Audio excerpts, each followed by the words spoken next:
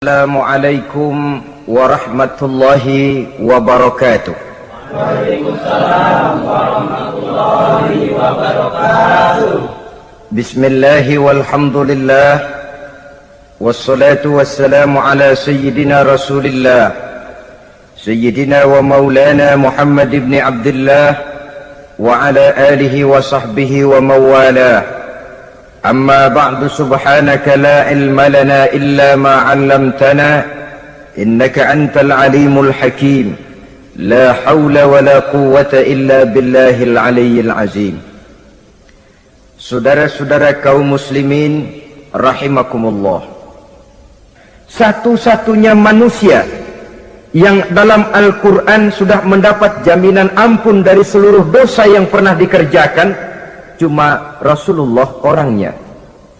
Quran yang menjanjikan liyaghfira lakallahu ma taqaddama min dzambika wa ma ta'akhkhar. Wahai Muhammad, dosamu yang dahulu, dosamu yang sekarang, dosamu yang akan datang kalau memang ada, seluruhnya sudah mendapat jaminan ampun dari Allah Subhanahu wa taala. Orang yang nyata-nyata sudah mendapat jaminan ampun dari segala dosa ini, ibadahnya luar biasa. Luar biasa bagaimana? Sejarah menceritakan beliau kalau sholat malam sampai bengkak kakinya karena rajin sujud. Aisyah menceritakan, satu malam selesai sholat isya saya akan tidur. Saya lihat suami saya sedang sholat, maka saya pun tidur. Tengah malam saya terbangun dari tidur, saya lihat suami saya masih sholat juga. Saya tidur lagi. Menjelang sepertiga malam yang akhir saya bangun, saya lihat masih sholat juga. Saya hampiri beliau. Saya tanya setelah sholatnya usai, "Bang," kata Aisyah, "ada apa yang?" Kata baginda Rasul, "Sebab beliau itu," jangan senyum kalau saya katakan yang di sini, sebab beliau itu pandai sekali menyenangi hati istrinya. Panggilan kelihatannya sepele, tapi bisa menghidupkan keharmonisan dalam rumah tangga. Beliau apabila memanggil Siti Aisyah dengan kalimat Humaira, "Ya Humaira," wahai yang pipinya kemerah-merahan. Cantik sekali panggilannya untuk istrinya. Kita kadang-kadang terlalu jujur tapi nyakitin. Mentang-mentang bini hitam, kalau manggil bini hitam, sini lo. Jujur tapi nyakiti itu. Hadirin yang saya muliakan, baginda menjawab, "Ada apa ya? Abang ini kan dosanya sudah mendapat jaminan ampun dari Allah." "Iya, lalu gimana?" "Ya kalau ibadah jangan terlalu gitu-gitu bener, kenapa sih? Orang sudah dapat jaminan ampun itu kan mestinya tenang, aman.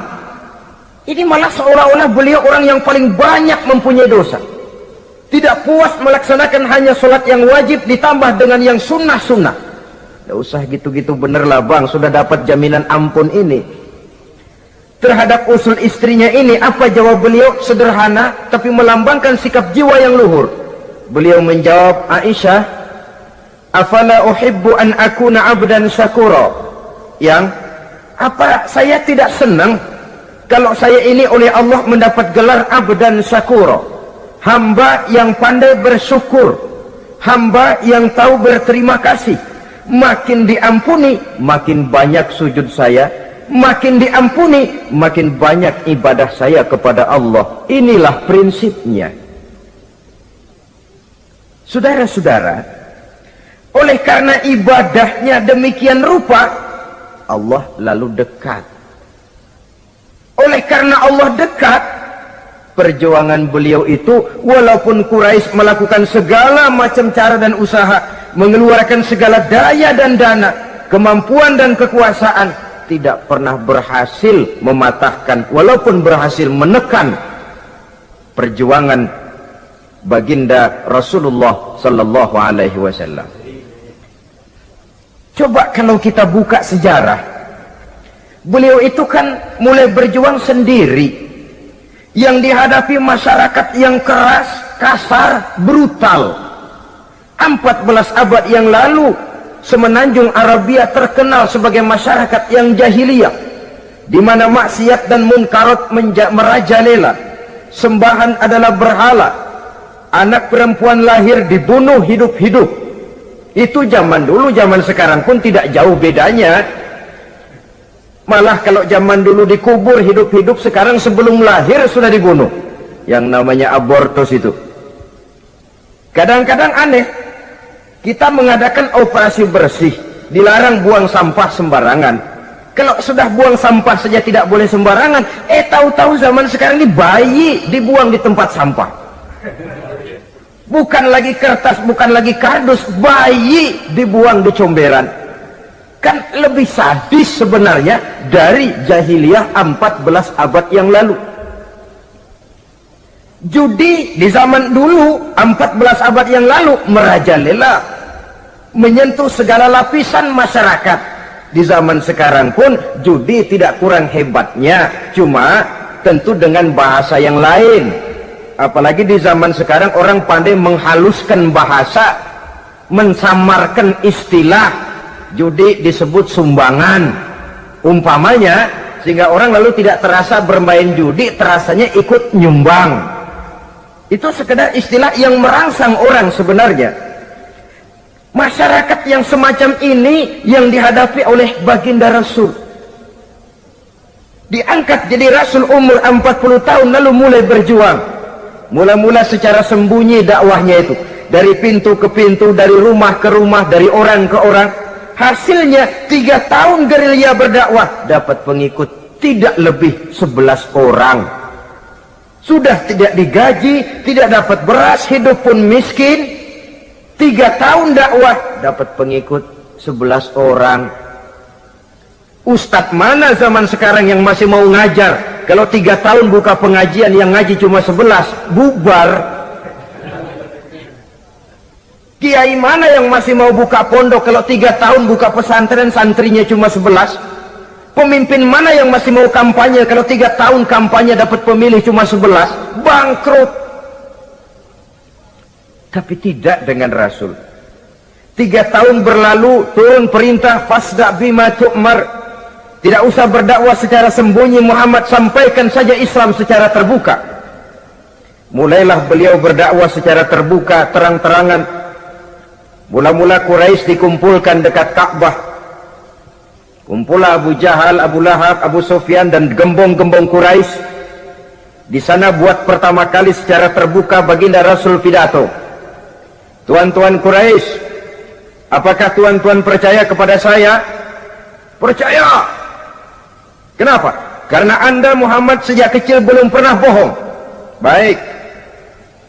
Jikalau memang tuan-tuan percaya kepada saya, maka mulai hari ini saya serukan kepada tuan-tuan, ankizu anfusakum minan nar. Jaga, pelihara, lindungi dan selamatkan diri tuan dari neraka.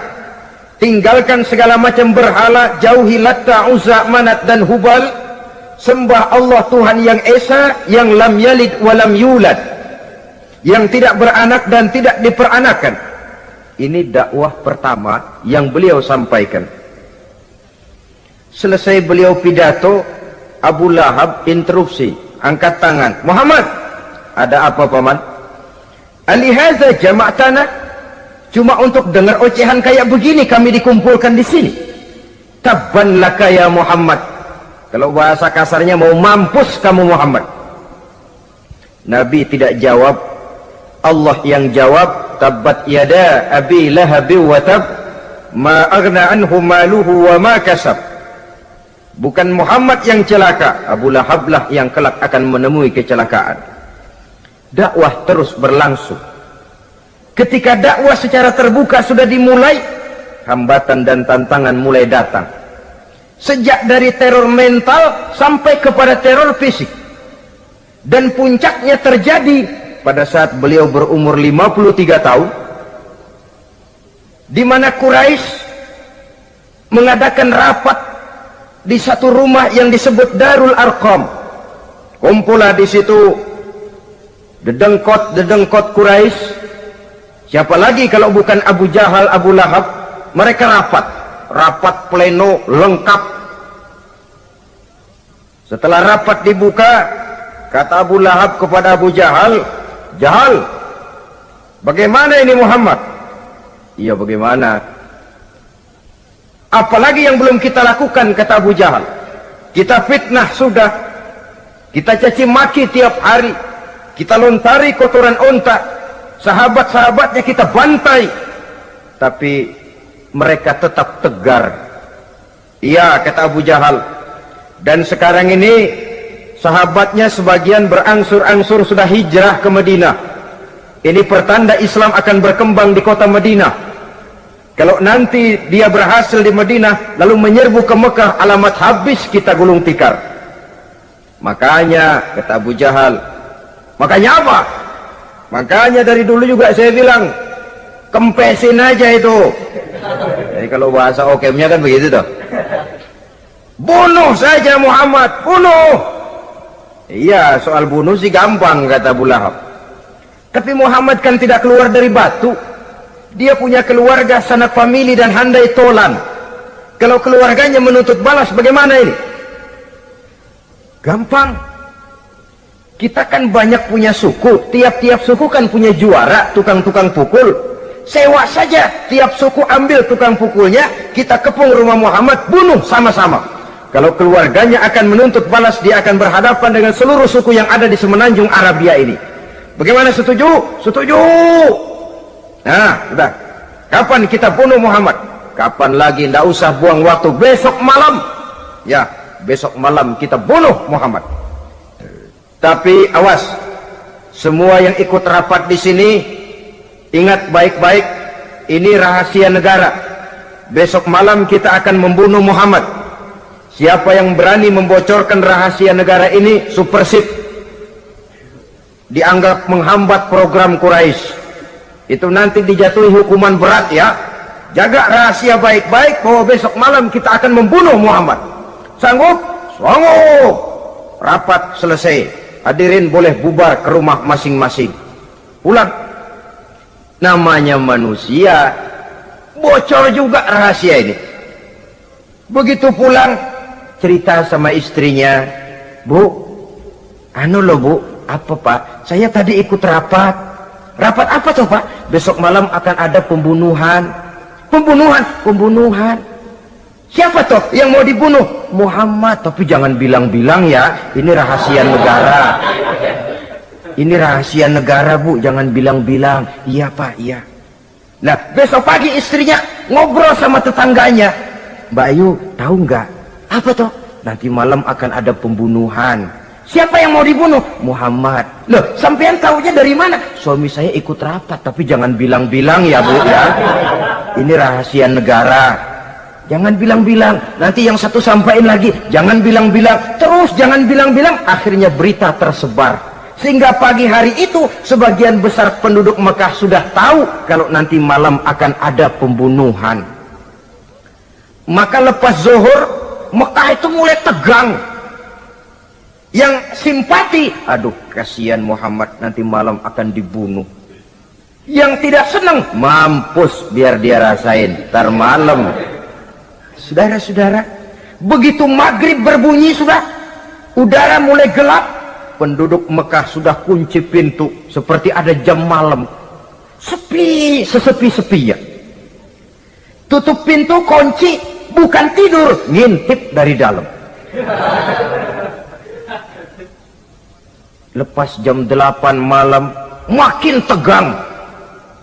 Masing-masing penduduk ngintip dari pintunya. Sudah berangkat belum orang yang mau bunuh Muhammad? Sudah berangkat belum? Kira-kira jam 9 ini, tukang-tukang pukul lewat mau ngepung rumah Muhammad untuk membunuh beliau.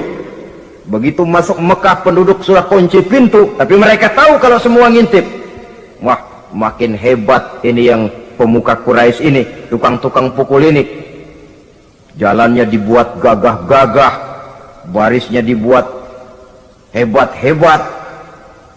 Itu injekan tanahnya dalam baris dibuat kenceng-kenceng, brok, brok, brok, brok, kayak serdadu baris. Lewat dekat rumah penduduk pakai batuk lagi.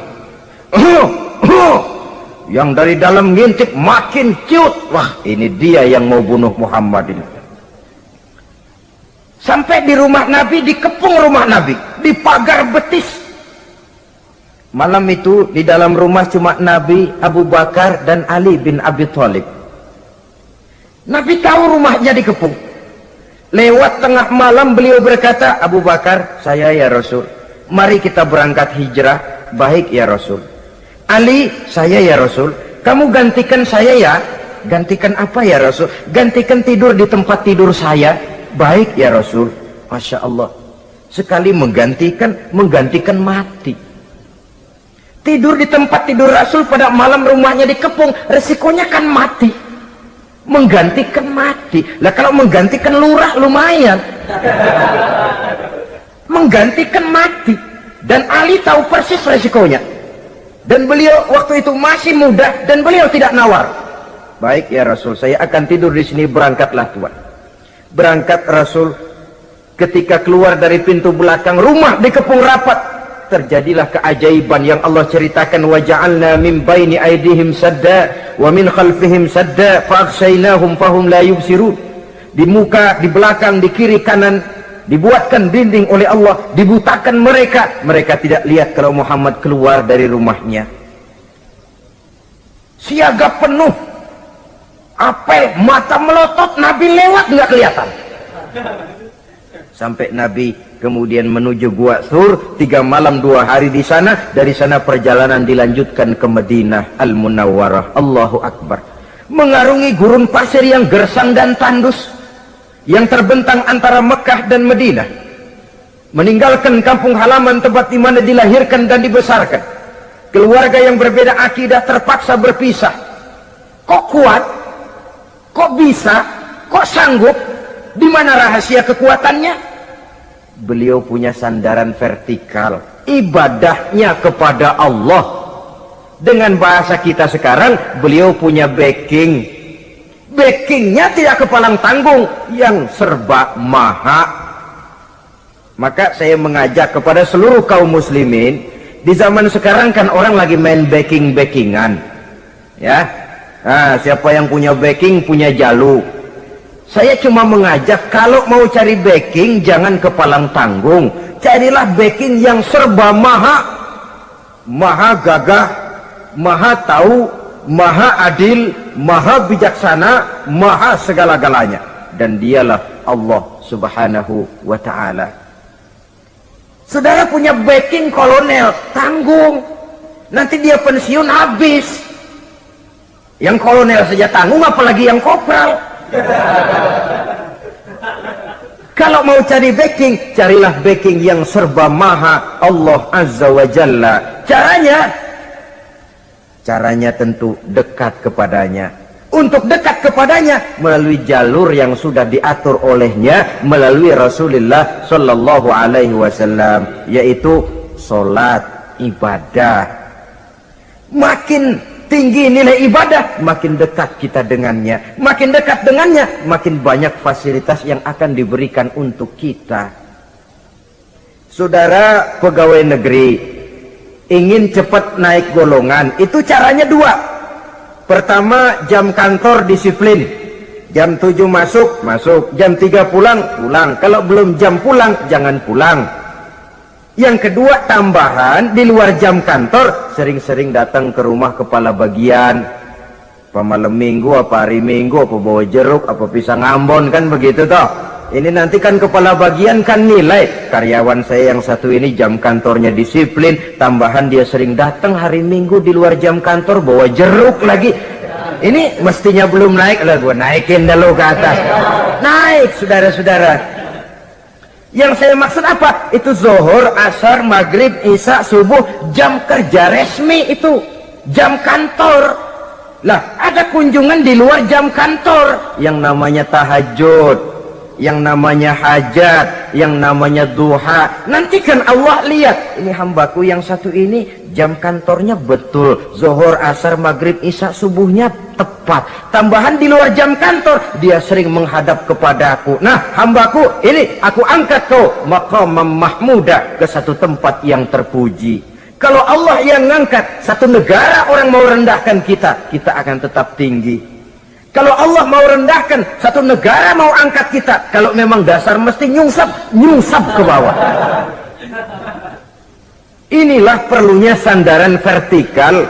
Inilah perlunya kita mempunyai backing hanya kepada Allah. Pada waktunya orang akan sampai ke titik jenuh. Dalam kesunyian orang sering mempertanyakan eksistensi diri, mulai mempertanyakan hakikat keberadaannya di tengah kesibukan bisnisnya, di tengah kesibukan kerja dari rapat ke rapat, dari kantor ke kantor, dari tender ke tender. Orang akan sampai kepada titik jenuh. Dikala itu dia memerlukan ketenangan, dikala itu dia memerlukan kedamaian, dikala itu dia mencari eksistensi diri. Sebenarnya hidup ini mau apa sih? Cuma sekedar menjalani hal-hal yang rutin saja, pergi pagi pulang sore, peras keringat banting tulang, atau ada tujuan yang lebih luhur daripada sekedar ini? Dikala itulah dia mulai mencari jalur untuk mendekatkan diri kepada Sang Pencipta. Dan tidak bisa ingin dekat dengan Allah, saudara, pakai aturan sendiri. Ingin dekat dengan gubernur harus ikut aturan yang ditetapkan oleh protokolnya gubernur. Ingin dekat dengan presiden, ya ikut jalur yang sudah disusun oleh protokolnya presiden.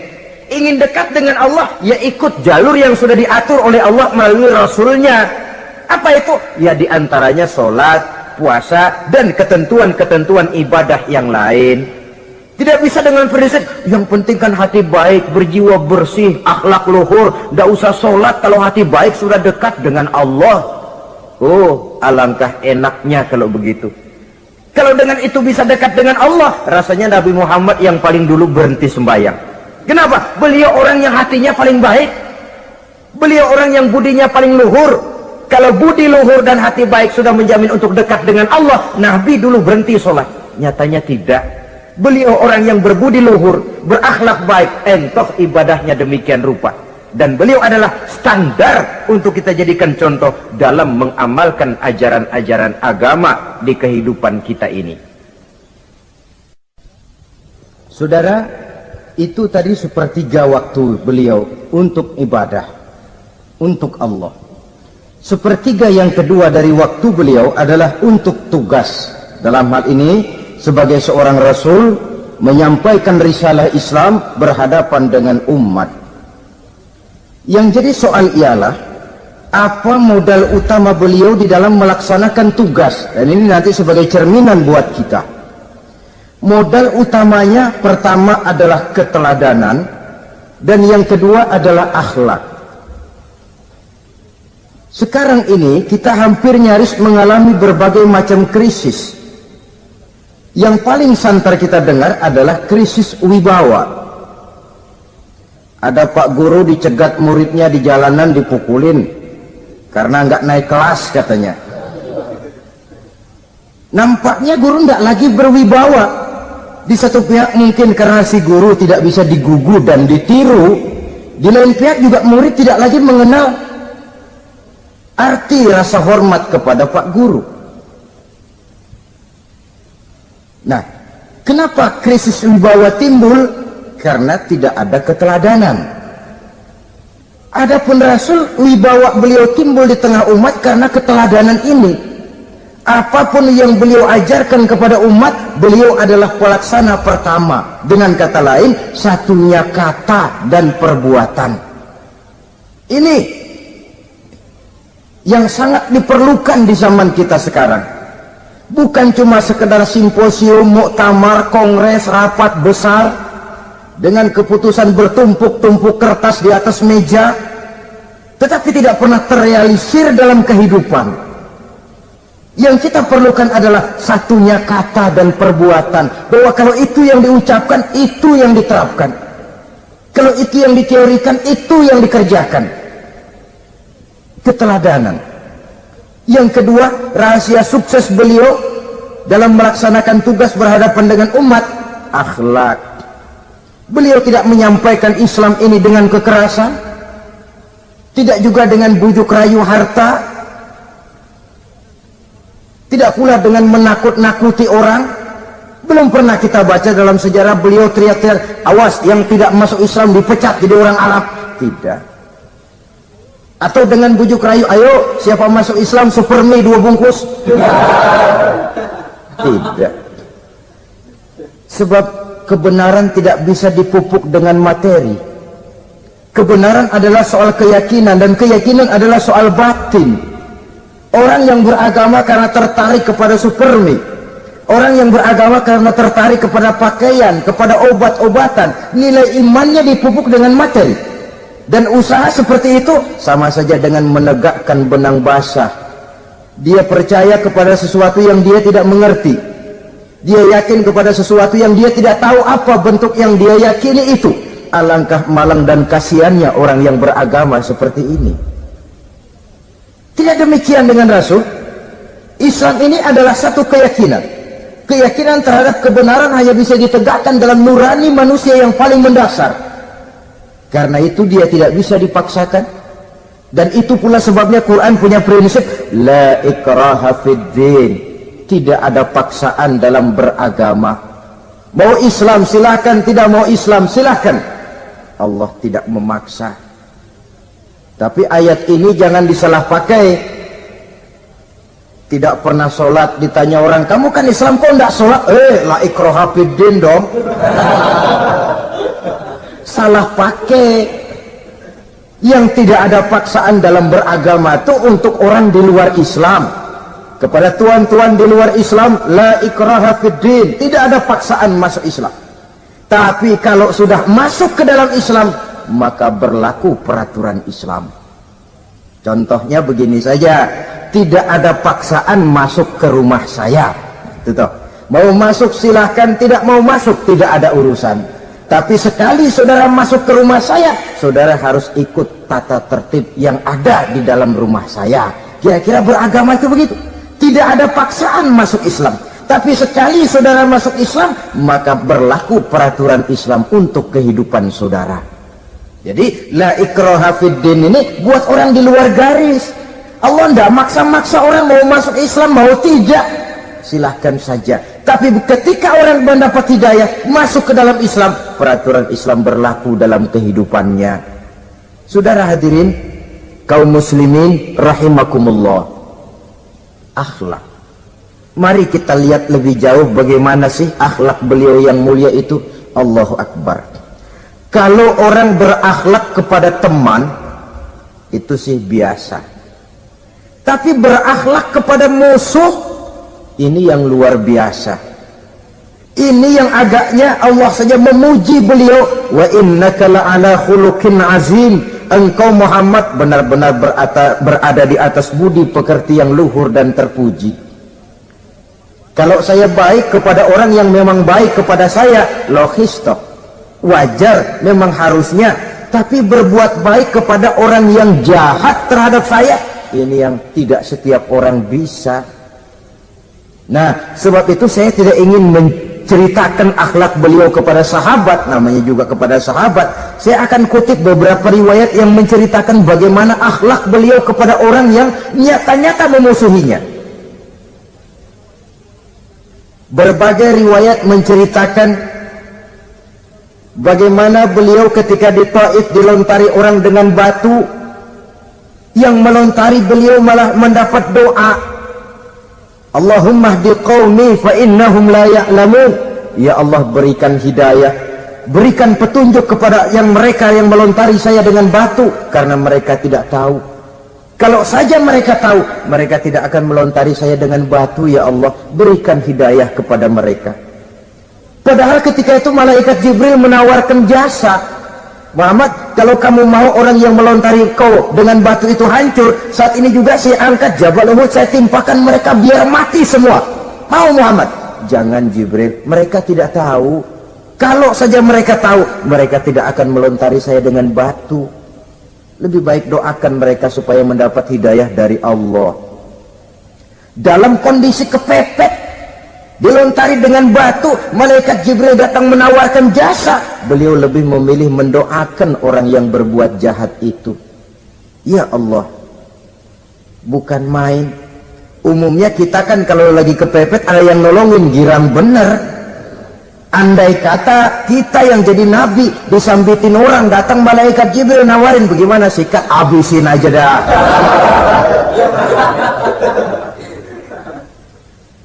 Ini akhlak kepada musuh.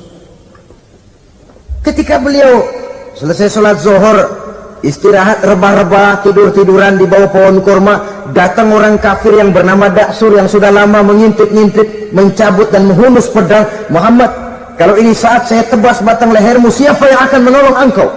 Tidak ada. Yang akan menolong saya Daksur? Iya, Allah yang akan menolong saya. Mendengar Allah, Daksur gemetar, keringat dingin bercucuran, pedang jatuh ke bawah, diambil oleh Rasul pedangnya, dibalikan ke leher Daksur. Kalau sekarang saya yang tebas batang lehermu Daksur, siapa yang akan menolong kamu? Tidak ada ya Rasul, kecuali kalau kau mau memaafkan saya. Baik, ambillah kembali pedangmu, kau saya maafkan, dan jangan ulangi lagi perbuatan semacam ini. Lain saat beliau sedang tawaf, diikuti oleh seorang Quraisy kafir.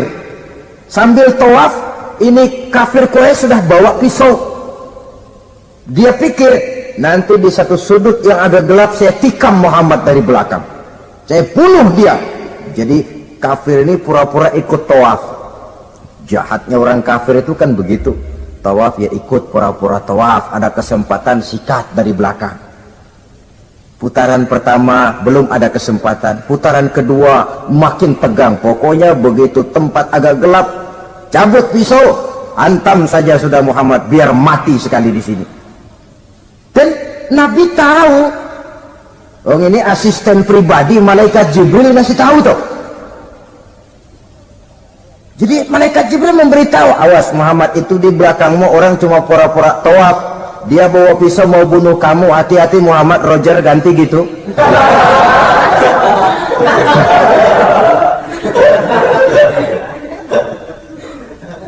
Tahu persis beliau. Sampai di satu sudut yang gelap, si kafir ini mencabut pisau. Nabi nengok ke belakang, menoleh Nabi.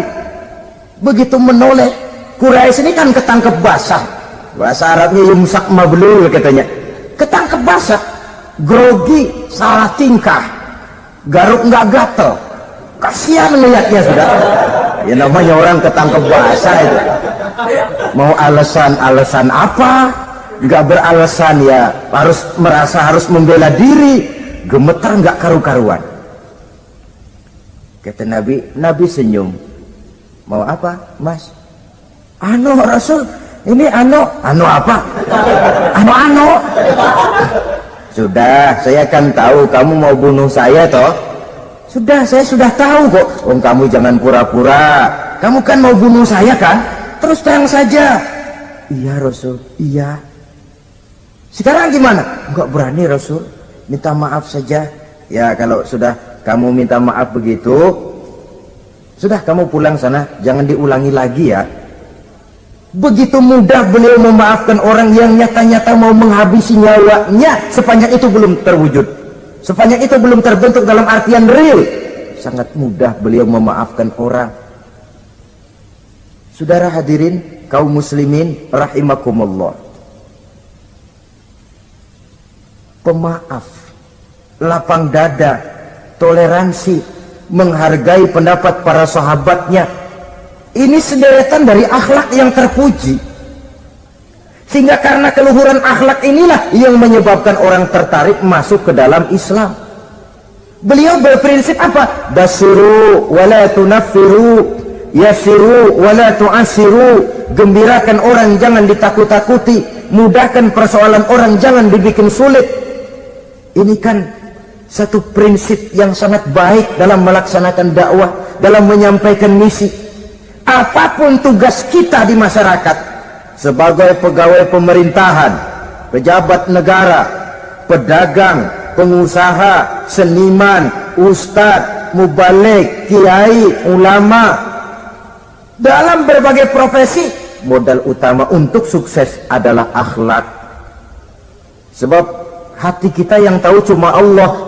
Orang lihat penampilan kita, orang lihat muka kita.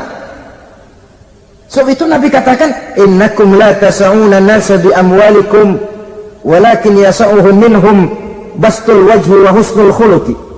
Kamu tidak akan bisa menarik simpati orang banyak dengan hartamu, tapi bisa kau tarik simpati orang banyak dengan akhlak yang baik dan muka yang senyum, muka yang enak dilihat. Orang kadang sering bilang, dia mah biar mukanya begitu hatinya baik. Iya, soal hati kita nggak tahu. Yang kita lihat pertama muka. Bagaimana gue mau ikut dia, mukanya kayak batu kuburan. Kesan serem pertama itu kan sudah ada. Walaupun kadang-kadang hati memang baik, tapi hati itu kan urusan Allah. Yang kita lihat pertama muka. Ini barangkali nanti termasuk teori dalam psychology of salesman ya, bahwa sesuatu yang baik kalau dihidangkan dengan cara yang tidak baik, orang tidak akan tertarik. Lihat saja, orang sekarang ini kan entah makin lajunya dunia bisnis kita, masuk ke rumah-rumah kita cuma menawarkan air jahe, menawarkan sasa, menawarkan kecap bango, menawarkan barang-barang yang kelihatannya remeh. Ini kan termasuk psychology of salesman.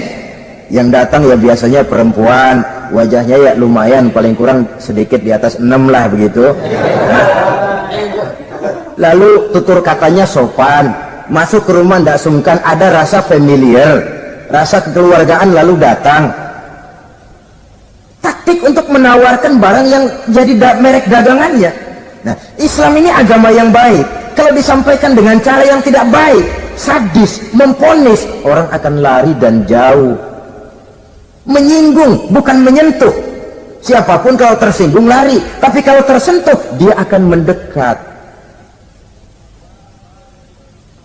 Apaan lo Islam bayang begitu?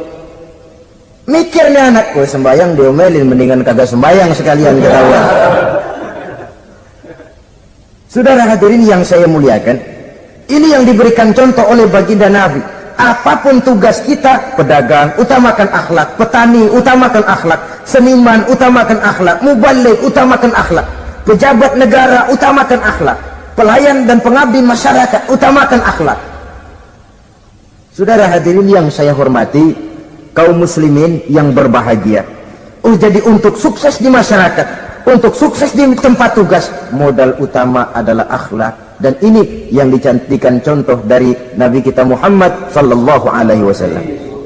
Sepertiga waktunya untuk tugas. Dalam menjalankan dan melaksanakan tugas sebagai seorang rasul, menyampaikan risalah Islam berhadapan dengan umat, modal utamanya adalah akhlak. Demikian juga kita di masyarakat. Dan akhlak itu memang harus dibiasakan sejak kita kecil. Sehingga dengan demikian nilai-nilai yang baik akan terus terbawa sampai di hari tua kita. Saudara-saudara, rasanya kehancuran satu bangsa dimanapun di dunia ini selalu dimulai dengan kehancuran akhlak daripada bangsa itu sendiri. Dan kehancuran akhlak itu bisa saja terjadi di tengah kemakmuran ekonomi, di tengah maju dan canggihnya teknologi. Kapan? Apabila pegangan orang kepada agama sudah lemah dan rapuh. Kita tengok di negara-negara di sebelah barat kita, kemajuan teknologi yang tidak diimbangi dengan kuatnya pegangan orang kepada agama telah melahirkan budaya-budaya yang merendahkan martabat manusia. Lahirlah kebudayaan hippies, lahirlah kebudayaan nudis, hidup serba bosan dengan ini dan itu karena segalanya sudah dimiliki. Rumah mentereng, jumlah kendaraan sejumlah keluarga, kapal pesiar di laut mewah, pesawat udara punya, setelah ini punya ini ada, semua ada, titik jenuh sampai. Mau apa semua ini? Akhirnya ingin hidup apa adanya, tidur di goa-goa, tidur di kaki-kaki gunung, tidur di hutan belantara, pakaian kumel. Itu hipis-hipis yang datang kemari, yang pakaiannya kumuh, tambelan, lepis belel, padahal di kantongnya cek, travel cek, dolar. Lain hipis kita, emang benar-benar gembel.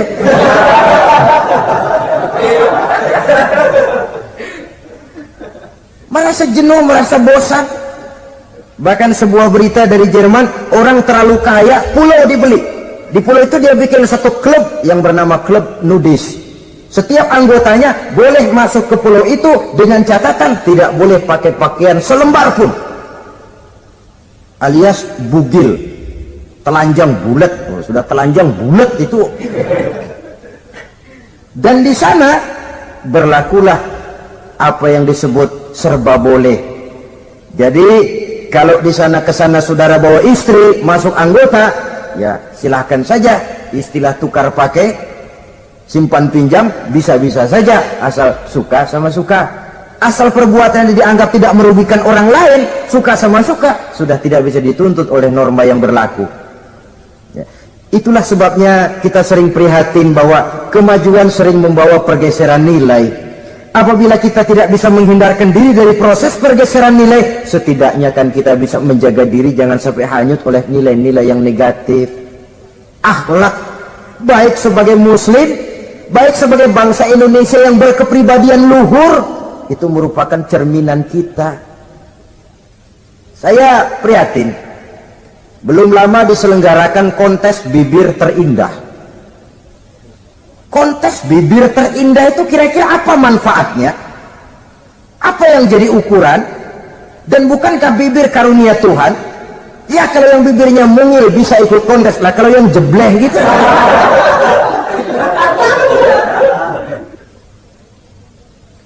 Kontes bibir terindah masih hangat dibicarakan orang, sudah muncul lagi kontes betis terindah. Nah kalau sudah bicara soal betis ini, kan yang terbayang oleh kita kira-kira ukurannya apa? Yang diukur itu apanya ya? Ya tentu betisnya itu. Nah paling celaka kalau betis-betis yang ikut itu nanti jadi milik panitia semua kan? Yang tidak usah kita mengukur dengan kacamata agama, dengan budaya kita sebagai bangsa Indonesia yang berfalsafahkan Pancasila, rasanya mendengarnya saja kok sudah tidak sah gitu loh, tidak pas untuk ukuran kita sebagai bangsa yang berfalsafahkan Pancasila. Saudara-saudara kaum muslimin rahimakumullah, ini yang saya maksud tadi, proses pergeseran nilai. Andai kata kita tidak bisa menghindarkan diri dari hal yang semacam itu, setidaknya kita bisa menjaga diri jangan sampai hanyut ditelan proses pergeseran nilai.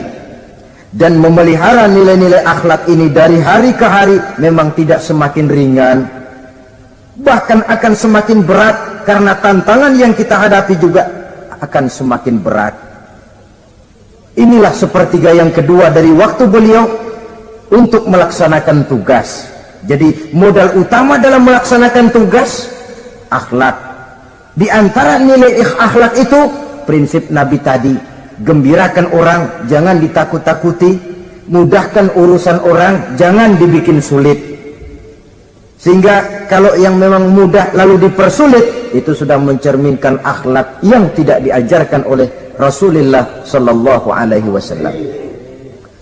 Kemudian yang terakhir, sepertiga yang ketiga dari waktu beliau adalah untuk keluarga.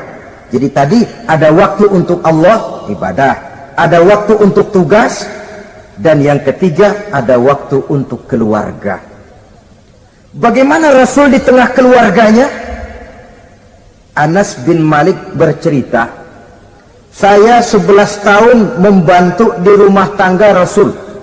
11 tahun itu kan artinya 11 kali 360 hari kali 24 jam. Bukan waktu yang sebentar itu. Selama 11 tahun saya membantu di rumah tangga Rasul, kata Anas, belum pernah saya dengar kata-kata kasar, keras, membentak. 11 tahun saya membantu di rumah tangga beliau, belum pernah saya lihat ada piring terbang, ada bakyak melayang. Artinya apa? Cerminan dari ketentraman, keayeman, kedamaian rumah tangga beliau. Padahal rumah tangganya kecil, istrinya lebih dari satu, tapi aman, tentram, rukun. Kita kadang-kadang istri satu seminggu 7 hari, perang 6 hari. Cuma 1 hari gencatan senjata. Sudah hadirin, saudara kaum muslimin rahimakumullah, kalau beliau tidak menyenangi satu masakan, misalnya masakan istrinya, Tidak mencah-mencah, cuma kelihatan dari makannya barangkali tidak begitu banyak, tapi tidak pernah mencela apapun yang dimasak istrinya. Senang ya dimakan, tidak senang ya dimakan karena menghargai lelah jerih payahnya istri. Ini kelihatannya sepele, tapi dari sini keharmonisan rumah tangga itu bisa saja timbul. Bukankah seseorang hanya bisa sukses di tempat tugas? Jadi apapun dia, kalau berangkat dari ketentraman dan ketenangan di rumah tangga. Dan tidak ada orang bisa meraih sukses kalau dia berangkat dari rumah tangga yang berantakan. Itulah sebabnya ini sangat diperhatikan oleh baginda Rasul. Dari rumah yang kecil, dari tempat tidur yang sederhana, yang sebelah itu kain kasar, sebelah dipakai untuk tidur, sebelah dipakai untuk selimut. Jadi kasur merangkap selimut. Allahu Akbar. Tapi dari rumah tangga yang semacam itu keluar ucapan baiti jannati, rumah tanggaku laksana surga bagiku. Di mana sih rahasianya? Karena rumah tangga beliau didirikan di atas ajaran agama. Agama membuat suami istri tahu hak dan tahu kewajiban. Kalau kewajiban dilaksanakan, hak diberikan, akan timbul saling pengertian. Apabila ada pengertian, akan timbul ketenangan, dan ketenangan adalah tangga utama untuk mencapai rumah tangga bahagia. Apalah artinya? Seperti banyak istilah orang, rumah bertingkat, uang banyak berlipat-lipat, kendaraan serba mengkilat, istri pun cantik memikat, kadang-kadang jumlahnya 4, tapi tiap hari kiamat. Tidak pernah ada ketenangan dan kedamaian di rumah itu. Saudara hadirin, lebih celaka lagi sudah rumah gubuk berantem melulu.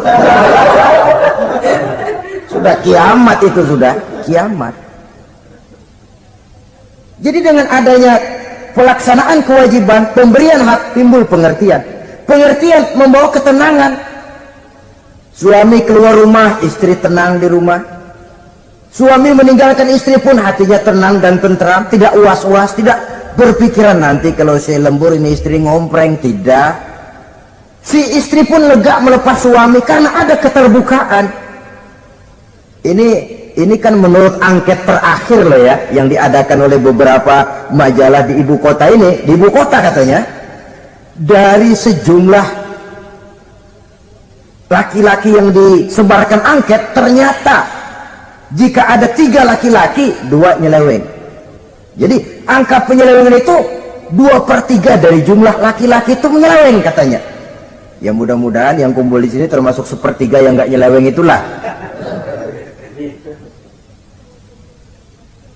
Dan tidak semua bentuk penyelewengan itu karena alasan ekonomi, bukan pula karena alasan ketidaksetiaan istri, tapi merupakan cerminan dari sikap hidup di mana orang jauh dari nilai-nilai agama, sehingga penyelewengan itu dianggap sesuatu yang manusiawi, biasa-biasa saja, bahkan kadang-kadang ikut membentuk status sosial, melahirkan kebanggaan. Innalillahi. Orang kalau sudah bangga nyeleweng bangga, itu kiamat sudah. Sama saja bikin dosa ketawa, waduh, itu malaikat gemes benar. Udah bikin dosa cengengesan, cengir, udah ada rasa nyesel, udah ada rasa takut, udah ada rasa bersalah, biasa gitu. Saudara hadirin yang saya muliakan, ini kan cerminan dari rapuhnya pegangan orang kepada agama. Jadi untuk membina rumah tangga yang bahagia ini, 1/3 dari waktu untuk di tengah keluarga, menghidupkan nilai-nilai agama di rumah tangga kita. Oleh karenanya, pada bagian akhir dari pertemuan yang singkat ini, saudara-saudara, saya mengajak, marilah pandai-pandai membagi dan mengatur waktu. Ada waktu untuk Allah, ada waktu untuk tugas, ada waktu untuk keluarga. Syukur kalau ada keseimbangan.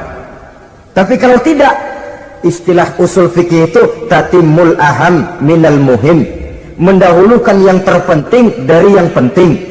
Kalau ada 3 persoalan semuanya penting, tentu di antara 3 ini kan ada yang lebih penting, yang itulah yang dikerjakan lebih dulu. Dan ini tidak berarti bahwa penjatahan waktunya harus sama. untuk ibadah dalam sehari semalam sekian jam, untuk tugas sekian jam, untuk keluarga sekian jam. Tidak bisa kita targetkan begitu. Dan yang dimaksud di sini pun adanya pengaturan.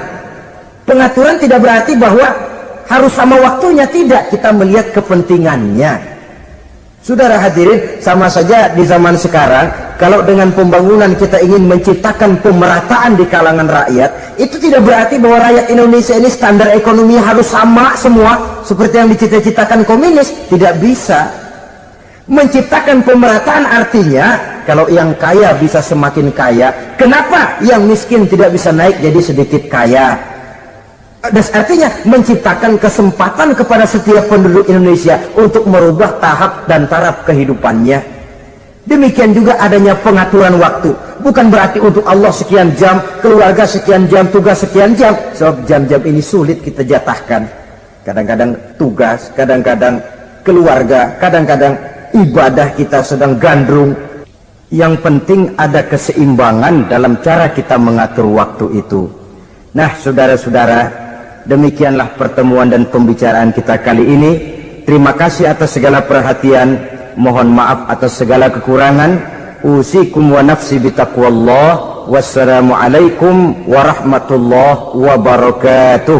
Waalaikumsalam warahmatullahi wabarakatuh.